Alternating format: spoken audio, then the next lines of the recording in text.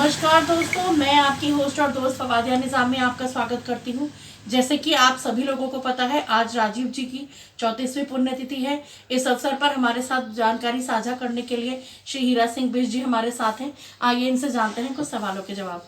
Sir नमस्ते। नमस्ते। Sir, आज आपको, जैसे आज राजीव जी की 34वीं पुण्यतिथि है और आप एक कांग्रेस के वरिष्ठ नेता हैं, तो सर आपका तो उनके साथ काफ़ी अच्छे ताल्लुकात थे।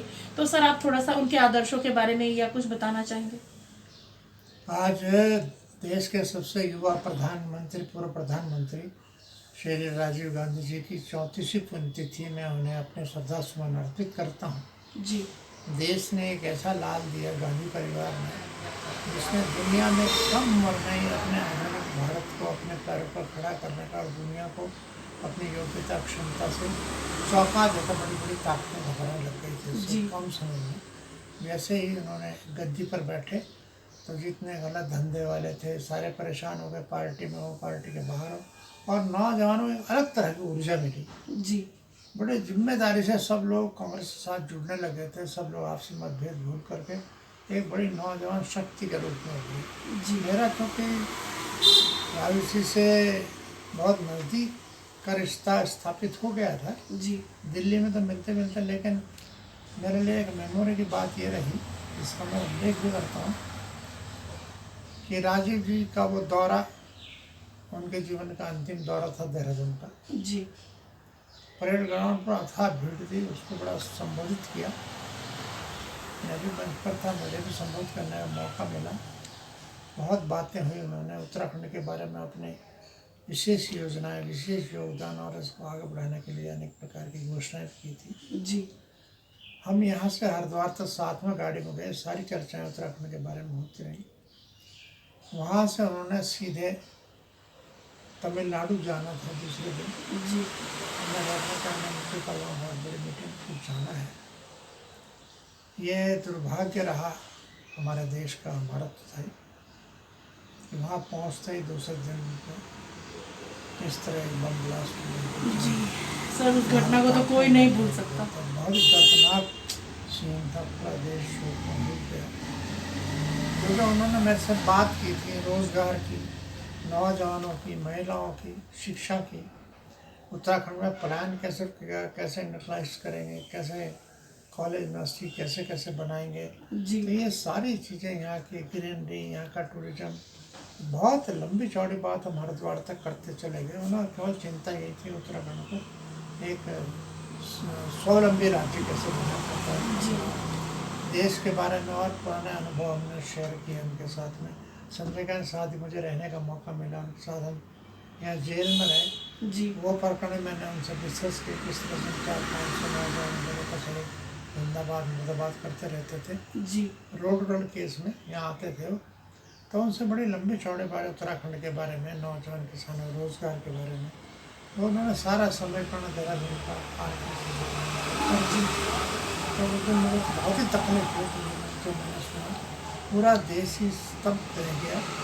एक नौजवान को भारी ताकतों बढ़ते बढ़ते सितारे को उसकी नीतियों से, उसकी योग्यता क्षमता से, अदम्य साहस से घबरा कर उन्होंने ऐसा कायराना हमला करके उनके हमारे बीच से छीन लिया। बहुत ही दुखद अध्याय था देश के इतिहास में, बल्कि मैं तो कहूँगा मानवता के इतिहास में।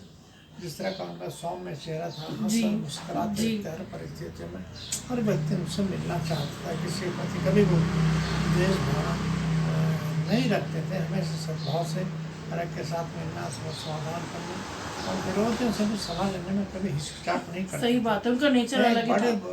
अलग ही नेचर का व्यक्ति, उनका महान व्यक्तित्व था।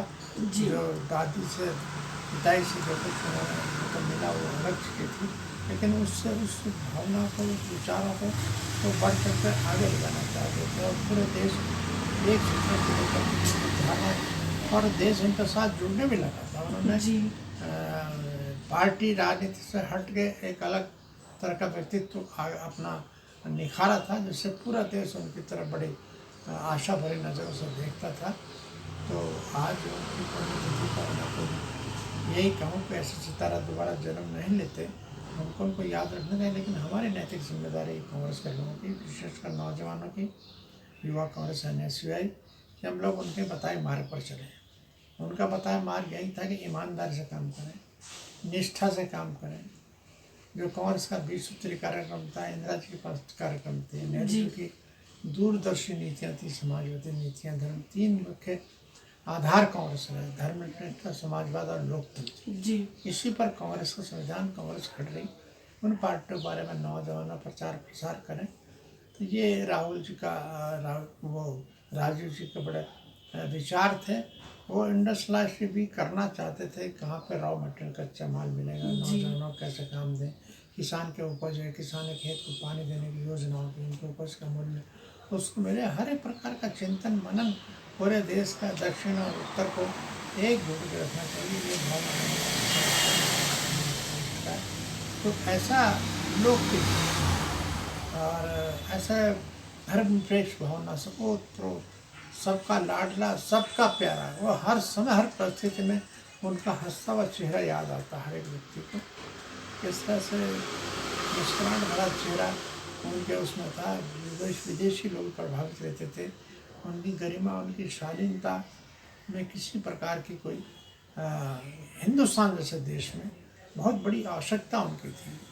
लेकिन ईश्वर को कुछ और ही मंजूर था।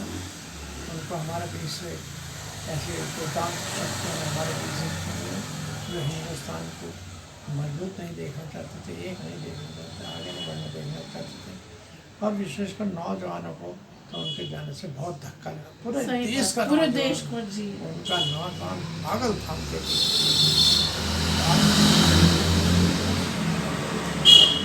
उनको नमन करता है पीढ़ी, नौजवान पीढ़ी सब राजीव जैसा बन रहे हैं। तो कृपया उनके कार्यक्रमों को अधिकरण करें, अंगीकार करें। जीवन में स्वच्छता, जीवन में ईमानदारी, जीवन में अपने दृढ़ निश्चय, ये सारी चीज़ें लानी पड़ेंगी, तभी हम उनको सच्ची जिंदगी होगी कि देश आगे बढ़े, अपने पैरों पर खड़ा हो, नौजवानों का हाथों काम मिले, महिलाओं का सम्मान हो, किसानों को खेत को उपज का मूल्य मिले। यही राहुल जी के प्रति सच्ची श्रद्धांजलि। ठीक है सर। फिर एक बार अपने सदस्य जी सर, आपका बहुत बहुत धन्यवाद। आपने अपना कीमती समय हमें दिया, धन्यवाद। दोस्तों, अभी सर ने बताया कि हमारे नौजवान दोस्तों को किस प्रकार से राजीव जी के आदर्शों को आगे लेके जाना चाहिए। हम भी परमात्मा से यही आशा करते हैं कि राजीव जी की आत्मा को शांति दे और सब हंसी खुशी रहे और हमारा उत्तराखंड इसी तरह हंसता खेलता रहे। और मतलब जो उन्होंने सपना देखा था उस उत्तराखंड का, वो दोबारा से आगे अस्तित्व में आए। इसी के साथ मुझे दीजिए इजाज़त। मैं फवादिया निज़ामी अपने सहयोगी अजय कुमार जी के साथ, मानव चेतना न्यूज़, देहरादून।